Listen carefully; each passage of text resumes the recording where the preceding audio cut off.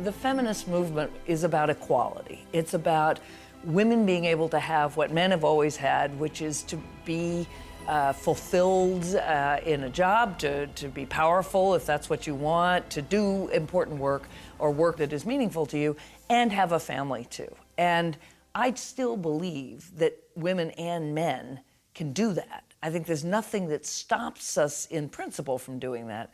But what I now say is we have to make really big changes still if we're going to get there. Because as work is currently structured, as we think about careers currently structured, far too many people do have to make a choice. And far too many of those people are women.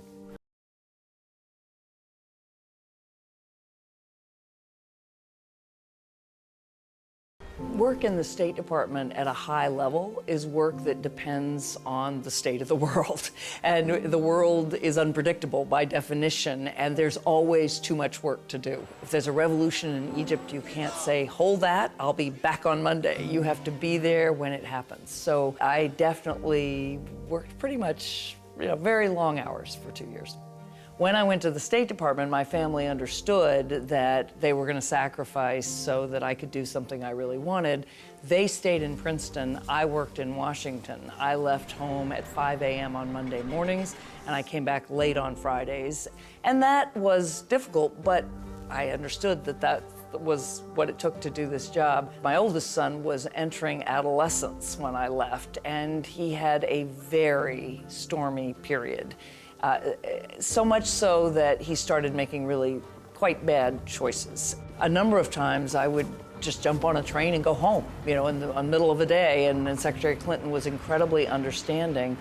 But after 2 years, we realized that it really was a choice between putting all our energy into helping him get back on track with real important life consequences, or getting promoted in a career that I loved. I saw the world differently. I realized that I had been telling women for decades, young students whom I taught, you can make it work. You just have to, work hard and you can make it work.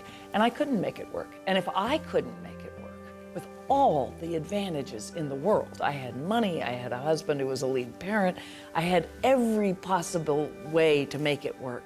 Well, then, then there are places where we simply have to make choices. That was an epiphany.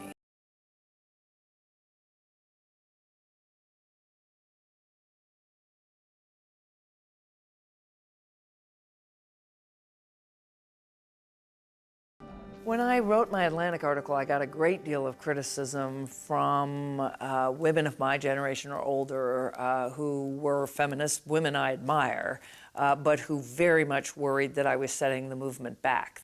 If I told people I'd come back because I wanted to be with my family, I got a reaction that essentially told me, among many people and many women, that they saw me a little differently than they had before, that I wasn't really a player, that I wasn't as motivated or ambitious as they thought I'd been, kind of disappointed.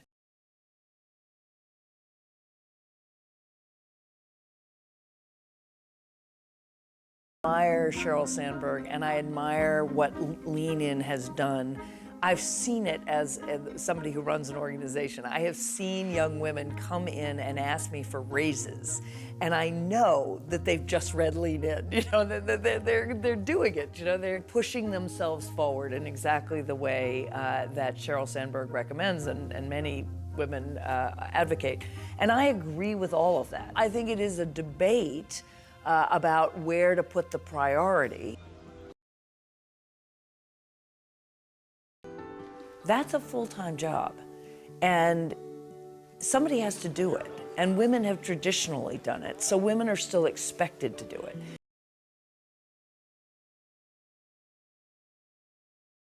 So what you're doing is asking people who are holding 2 full-time jobs to compete with people who are holding only 1. So if a woman is the primary caregiver for her children or for her parents and a full-time breadwinner, she's competing with people who are doing only one of those. That's like running a race and having half the people put a pack of rocks on their back and wondering why they don't advance to the finish line at the same pace.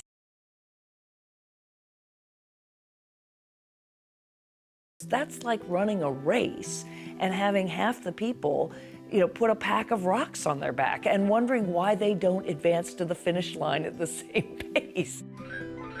Instead of saying, well, that's something that women should still do while they're also working, we need to say parents should have the time and the space to be able to care for their children and also work. But that requires a much bigger shift in thinking.